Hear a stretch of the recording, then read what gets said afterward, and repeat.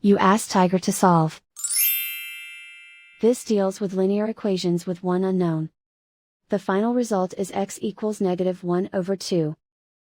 Let's solve it step by step. Simplify the expression. Break up the fraction. Simplify the fraction. Group all constants on the right side of the equation. Subtract 1/2 from both sides. Combine the fractions. Combine the numerators.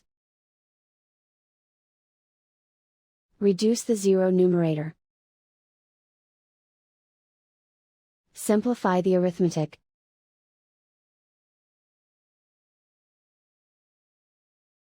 And so the final result is x equals -1/2.